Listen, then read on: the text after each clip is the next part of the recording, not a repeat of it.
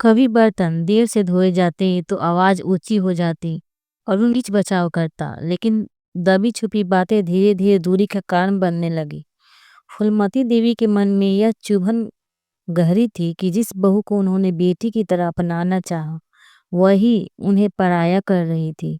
लेकिन घर की शांति के लिए वो चुप रहती। दिन बीतते बीतते फूलमती देवी की तबीयत गिरने लगी। खून का दबाव कम हो जाता, कभी तेज बुखार चढ़ जाता। डॉक्टरों ने साफ कहा था, अब आपको पूरी तरह आराम की जरूरत है। ज्यादा कामकाज या टेंशन आप नुकसान पहुंचा सकती है। लेकिन घर का माहौल ऐसा था कि आराम करना भी बोझ सा लगता। बहू अपने काम में लगी रहती, कभी मोबाइल पर, कभी पड़ोस की औरतों के संग गप्पे करती। अरुण नौकरी पर निकल जाता तो फूलमती देवी घंटों अकेली कमरे में पड़ी रहती। एक दिन की बात है, सुबह से बुखार तेज था, गला सूख रहा था, कमरे में कोई नहीं था।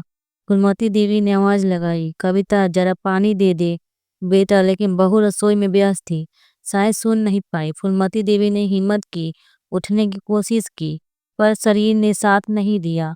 पैर फिसला और वे जमीन पर गिर पड़ी। सिर बिस्तर के कोने से टकराया और खून बहने लगा। दर्द से कराहते हुए उन्होंने धीमी आवाज में पुकारा, हाय ओ राम।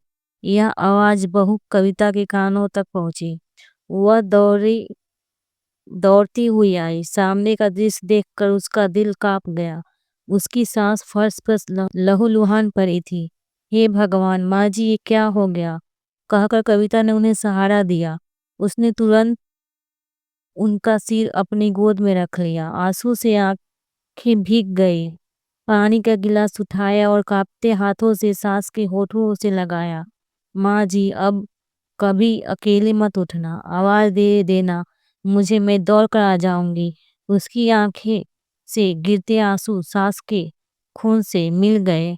उस पर फूलमती देवी को लगा कि रिश्ते का दीवार शायद टूट रही है। उन्होंने बहू का हाथ थाम लिया। उनकी आंखों से बहते आंसू में दर्द भी था और एक अजीब सी राहत भी। उसी रात घर का माहौल बिल्कुल बदल गया था। अरुण जैसे ही घर लौटा और उसने माँ के सिर पर पट्टी देखी तो बेचैन हो उठा। माँ जी ये सब कैसे हुआ, उसने घबराते हुए पूछा। कविता ने रोते रोते सारी बात बताई। अरुण माँ के पास बैठ गया और उनके हाथ पकड़ कर बोला, माँ आपको अकेले उठना ही क्यों पड़ा, आपने मुझे या कविता को आवाज क्यों नहीं दी। फूलमती ने हल्की मुस्कान दी और बोली, बेटा आवाज तो दी थी, पर शायद सुनाई नहीं दी।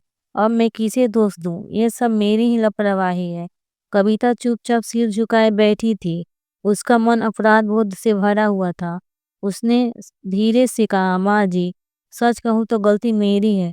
मुझे आपकी आवाज सुन लेनी चाहिए थी। आप कितनी बीमार थी और मैं अपने कामों में उलझी रही। उसकी आंखें फिर छलक उठी। फूलमती ने कांपते हाथ से उसका चेहरा ऊपर उठाया और कहा, नहीं बेटी, गलती किसी की ये सोचने से अच्छा है आगे कैसे रहना है यह सोचो। रिश्ते छोटी बातों से बिगड़ते हैं और छोटी बातों से ही सुधरते भी हैं। कविता के दिल को जैसे किसी ने छू लिया हो। उसने पहली बार अपनी सास की आंखों में सच्चा ममता भरा दर्द देखा। अगले दिन से ही कविता का व्यवहार बदलने लगा। वह सुबह उठकर सबसे पहले फूलमती के कमरे में जाती। माँ जी दवा खा लिया आपने, नाश्ता खाया, क्या खाएंगी। जहाँ पहले वह सास को बोझ समझकर काम टालती थी, वहीं अब हर छोटी चीज का ध्यान रखने लगी। फूलमती भी धीरे धीरे खुलकर बहू से बातें करने लगी। रात में दोनों आंगन में बैठकर चाय पीती। फूलमती पुराने किस्से सुनाती। तुम्हारे ससुर जी बहुत हंसमुख इंसान थे, छोटी सी बात पर भी हंसते रहते थे। यही आदत तुम्हारे अरुण ने भी उनसे पाई है। कविता हंसते हुए सुनती और बीच बीच में पूछती, माँ जी आप तो कितनी तकलीफें झेल चुकी हैं, कभी हार नहीं मानी। फूलमती मुस्कुराती, बेटी औरत अगर हार मान जाए तो घर बिखर जाता है। औरत ही तो घर की असली ताकत है। धीरे धीरे गांव में लोग भी बदलाव नोटिस करने लगे।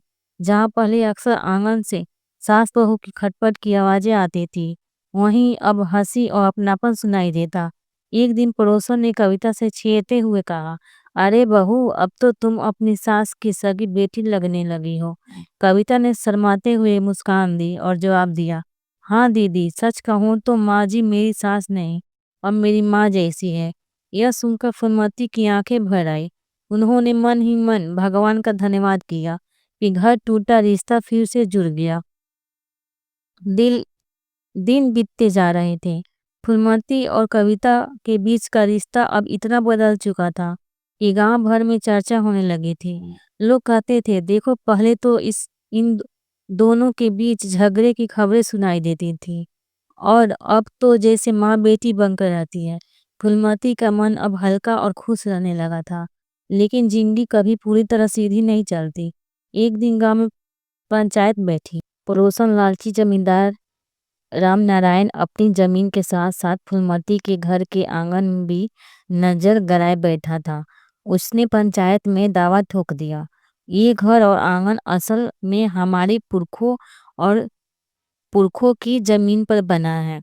फूलमती के पास कोई कागज नहीं है। गांव के कुछ लोग राम नारायण के दबदबे से डरते थे तो कुछ चुप रहे। फूलमती का चेहरा पीला पड़ गया। वो कांपती आवाज में बोली, नहीं भाई, यह घर मेरे ससुर जी ने बनाया था, हम यहीं रहते आए हैं। राम नारायण हंसते हुए बोला, बुढ़िया, जब तक कागज नहीं दिखाती ये घर मेरा होगा। फूलमती की आंखें भर आई। वह कुछ बोल ही नहीं पा रही थी। उसी वक्त कविता आगे बढ़ी। उसकी आंखों में गुस्सा और हिम्मत दोनों साफ झलक रहे थे। वो सबके सामने बोली, राम राम नारायण जी, अगर माँ जी को बुढ़िया कहकर अपमानित किया तो ये गांव की हर बहू का अपमान होगा। और सुन लीजिए, इस घर पर सिर्फ माँ जी का हक है। हम कागज भी दिखाएंगे और आपकी झूठी चालें भी सबके सामने लाएंगे।